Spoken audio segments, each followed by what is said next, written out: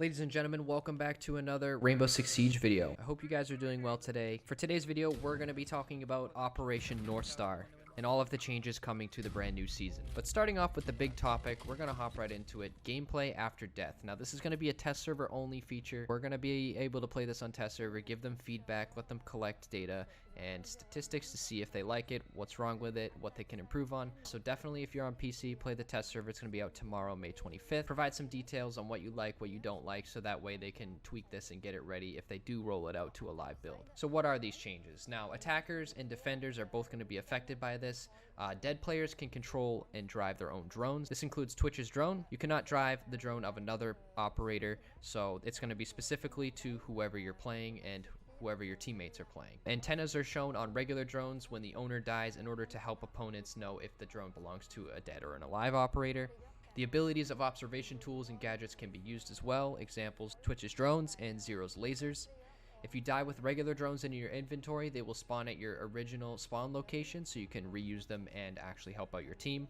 Now, defenders, specifically for defenders, this is going to be tied to Maestro, bulletproof cameras, and regular drones like Echo. But bulletproof cameras, this is getting a rework. So the camera can now rotate 180 degrees left and right, up, down. The camera can shoot an EMP burst to disable attackers' electronic gadgets and drones for 8 seconds. Now, this recharges as well, so you can keep doing it. This is going to be pretty cool as well, disabling drones or even gadgets for 8 seconds. I just think it's a really cool rework to a bulletproof camera. But the first player in the camera can use the ability to shoot. Unlike operators' abilities, there is no notion of ownership. As well, for a UI change, is there's going to be a drone counter in the top hand corner. You'll see that in the gameplay on screen. The drone counter is displayed exclusively to defenders to help them track the number of regular drones on their team that they have destroyed. This is intended to incentivize defenders to be aware of the importance of destroying drones, which you should already be aware of. If you're not destroying drones, then you're not going to have a fun time with this, especially in a context where dead players can still drone them out. Now, for Echo, Maestro, and Mozzie, they can control and use their abilities after death. So Maestro will be able to shoot you, Mozzie will be able to drone around, and Echo will still be able to yoke you. Let me know down in the comments what your take is on this change. I personally think it's cool. We're going to have to see how it plays out. It seems like a really good idea in plain sight, but it might lead to, people getting frustrated, but honestly, in my eyes, it leads to mute getting better. So if there's a mute around, drones can't make it into sight. So I don't know, I look at it that way, devil's avocado. But the next huge change in this is eliminated operators. So when a player is eliminated and they die, their body normally before this season falls on the ground and stays there throughout the whole match, whether it's Montang, Blitz, Fuse, Ash, doesn't matter who it is. When the player dies, their body stays there and it still stays, and it can still block players' lines of sight. So for example, if Montang died and his shield happened to be straight up, bullets would still be blocked by that shield, creating a very frustrating situation. But instead, what they're doing is they're reworking this, and they are making a transparent operator icon, which will be placed above the body of where they died, and it will remain there for the duration of the round. It's going to be a transparent icon, so it'll be whoever you died as, Finka, and it will be a blue transparent icon, and your body will just plop, disappear out of existence. But what they said is due to the differences in how the server and the client handle their positioning, the bodies of eliminated players have the potential to create unfair gameplay scenarios. While one player may see an eliminated body laying down one way, another player may see it oriented a slightly different way. This rework should help even the playing field and ensure consistency between players' experiences. So I think that's pretty good, and that leads just to another good change on the list, which is bullet holes. So bullet holes are no longer a thing. The line of sight through bullet holes in soft surfaces has been blocked. So the only way you'll be able to peek through a wall is by destroying it, giving up your position, or Rooney punching it, or doing whatever you want, shotgun punch, anything like that. But with this rework, they basically said they don't want to have bullet holes in the environment. It creates a lot of peeker's advantage, unfair gunfights, and just a lot of just raging, to be honest. I know most of you, if you're watching this, have died to a spawn peek, to a bullet hole, or have died to a bullet hole, and you just had no clue whatsoever. And it's just really frustrating overall to die to a bullet hole like that. But next up on the list, another huge experiment is going to be HP replacing armor. So this is going to be a test server only. Again, I stress this when I say test server only for these subjects. It's test server only. It's not going to make it to the live build unless they get ample data and want to release it.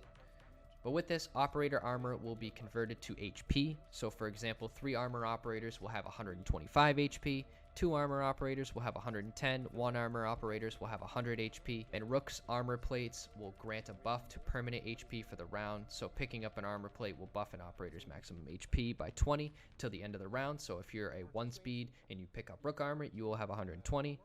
Any heals will heal up to the new maximum value for the duration of the round, so for example, if you picked up Rook armor and you have 130, Doc or Thunderbird will be able to heal you up to that 130 HP. But what they said is to streamline this and establish clear health pools for all operators. Each armor class has been assigned a different HP total. This should make it easier for players to accurately judge the impact of an offensive play and coordinate accordingly, taking the mystery out of armor values. Next on the list is another huge change, which is shattered glass. So this change is going to only apply to Mira, Maestro, and bulletproof cameras. A melee hit will now shatter the glass, like if you throw a brick at a window and it doesn't fully shatter. It does that white texture all over the glass itself. That's what's going to happen to Mira, Maestro, and bulletproof cameras if you melee them. Now, they can still use their gadget. The mirror window won't pop. She can pop the canister on the other side and still shoot you. Maestro can still open his camera and shoot you as well. And the bulletproof camera, from my guess, is you can still shoot the actual charge, but you can't see where it's going. This is a very unique change. I didn't really see this coming. I thought this would be tailored to someone like Kali or Glaz, like a high-powered sniper rifle, to shatter this glass. I wasn't sure about the one-hit melee. Since it's one hit, it should maybe take a few hits. But then my friends talked me into, if you have the balls to run up to a mirror window, then you deserve to hit it. But we'll see how this plays out. You guys might not like it. You might like it. We'll figure it out. I don't think anybody likes their line of sight obscured, but we'll see what happens. Next up on the list is a Smoke rework, quote-unquote. With his toxic gas from Smoke's remote gas grenade, it will not travel through walls, floors, and ceilings anymore. So if you've been clipped by smoke, say, for example, on border wall, on second floor armory, and you're laying in the office, the smoke could sometimes hit you. It just happened, but now smoke will be able to travel consistently and not go through walls, floors, and ceilings. A new sound will play when the canister is detonated, and they increase the smoke damage to 15 HP every 0.66 seconds while in the affected area. Now, I think this is a good change. You can still kill somebody planting the bomb with a smoke. I think a 1 armor would take about 4 or 5 seconds to kill, 3 armors about 5 or 6 seconds, so it's still a viable op for absolute denial. And it's great to see that they're still tweaking some of the operators themselves. Next up on the list is also another big change, which is going to be the muzzle reworks. So in their previous state, muzzle attachments needed a shakeup. That's what they said. Put it simply, it was difficult to grasp exactly what impact each had on the weapon. Flash hider will reduce the speed and intensity of vertical recoil only. Compensator will reduce the speed and intensity of horizontal recoil. So for example, with the flash hider, you're going to want to put that on Ash or Buck or any gun with a high recoil that goes vertical. Compensator, example, Ella. She has a lot of left to right kicks, so the horizontal recoil control will be good for the compensator. And it'll definitely make your gun a lot better. I've seen it in the test server, it's crazy. And then any other gun that does a left to right kick as well will definitely benefit from those compensators. But next up in the segment is operator balancing. Now with the operator balancing, Ash is going to get a change. So they reduced her breaching routes from 3 to 2. They also modified her R4C recoils, harder to control, so they just increased the vertical kick. Horizontal spread will be more consistent and stronger to the right. And the long burst recoil will start on the 8th bullet previous to the 12th. Her breaching rounds are now immune to electricity as well, but I think this is well deserved. I feel like Ash is just a point and click brainless operator. I personally ban Ash every single time on defense, so if you ever play with me, I ban Ash. Sorry, that's just how it is. But now I don't have to. I feel like most people are going to stray away from her. Maybe, maybe not, depending on if they're a real sicko, but we'll figure it out. But next up on this list is probably honestly one of my favorite changes as well, Finka. So Finka's ability will fill up teammates' base health. The exceeding boost health will allocate to an overheal. So basically what this means is if you're 20 HP and you have 100 health, all of the Finka boosts, they pop around 25 HP, will fill up your HP and you'll be able to keep it. So you can get a total of 75 HP healed to the whole team with Finka and it will stay there. So they said basically it's just going to incentivize people to actually attack and still stay in the fight. As well, they basically wanted to help the attacking team because now they have Thunderbird as the latest operator with a healing gadget and Doc as well, so there's plenty of healing to go around on the defender side, except there's none on the attacker side, except, now Finka has it. The The third operator on this list is Knock. Now, this is also going to be a test server only change. We heard about this before. They're just tweaking it a little more than the last time. When her Hell presence reduction is active, proximity-based gadgets are not triggered. So the gadgets affected are Ella's Grismont Mines, Malusi's Banshee, proximity alarms, and metal detectors. I personally love the metal detectors so much because they're super annoying to go by. Also, laser-based gadgets are triggered, so cap cans and Arunis will still be able to get triggered and you'll still hit them. Sounds made by Knock are no longer muffled, and the glitch effect cancels proximity immunity, resulting in the activation of any gadget in range. So those are pretty cool changes for her. I think the previous change from the last test server, she was immune to cap cans, but it looks like laser-based gadgets are triggered now, so that's personally fine. But the Grismots, Malusi, proximity alarms, and metal detectors is going to be awesome for people who actually want to sneak in and get a few kills and then die. Next up on the list is a Malusi change. So we heard about this last season, or a few months ago, regarding the Banshees. Banshees are now deployed closed, and when you get close, will open and triggered, revealing a Banshee core, so you can melee, shoot it, do whatever you want. The device now also detects enemy feet. Previously, it detected the head and the hip, so now it should be a little more accurate to detecting, but once you get close to it, it exposes itself. Next on the list is Vigil. So the same thing to Ash, it's pretty similar. They modified the K1A recoil, so it's harder to control. A mild increase to vertical recoil, so you can just throw the flash hider on there. Horizontal spread will be more consistent and stronger to the right, same thing as Ash. Longer burst recoil will start on the 6th bullet, previously the 12th. But what they said is, we don't mean to spoil a change coming a little further down the page, but the SMG-12 is getting a buff, so stay tuned for that. But the next category is going to be weapon balancing. So the Bearing 9 is getting a buff. Now this is going to tailor to Habana, Echo, and Thunderbird. They modified the recoil so it's a little easier to control. A horizontal spread will be more consistent and closer to the center. Now this is going to be awesome for some players that used to love the Bearing 9. Back in the day, like year 3, the gun used to be crazy good. It still had a lot of recoil, but it was really consistent. You could actually control it.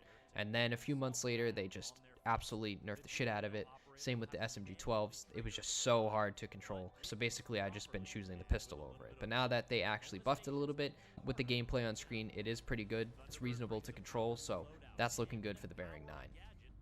But for the spoiler that you heard earlier is the SMG-12. So Vigil, Dokaibi, and Warden, they modified the recoil so it's easier to control, reduced the first shot kick, reduced vertical kick, horizontal spread will be more predictable and consistent to the left, and long burst recoil will start on the 12th bullet, previously the 6th bullet. But the last thing on this list is general balancing. So area of effect, some of these operators that were changed, these are just simple and quick. Jaeger's ADS will also have a visual outline of what it actually captures. Same thing for Ella Grismots, Nomad air jabs, and Cade's Electro Claws. They said sometimes it can be difficult to accurately judge the effective area of a proximity-based gadget when placing it. We would much rather players worry about realizing their strategic plans than second-guessing whether they should place their Grismot a little more left or right. But that's most of these changes, so I'm going to be playing the test server this week. I'm not sure if any of you guys are on PC will be playing it as well. We just got to play it, give them some good feedback, give them some criticism that's actually constructive, so we can help get this operation rolling out smoothly as possible. But let me know down in the comments what your favorite change is, and in the next video we're going to be going over the Favela rework and Thunderbird's loadout and her gadget, so stay tuned for that as well.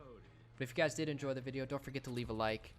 Subscribe to the channel if you want to stay tuned with some more Rainbow Six Siege news and some videos. And with that said, I hope you guys have a wonderful rest of your evening, night, or morning. Take care, stay safe, enjoy yourself, try to be happy. I'll see you guys later. Adios.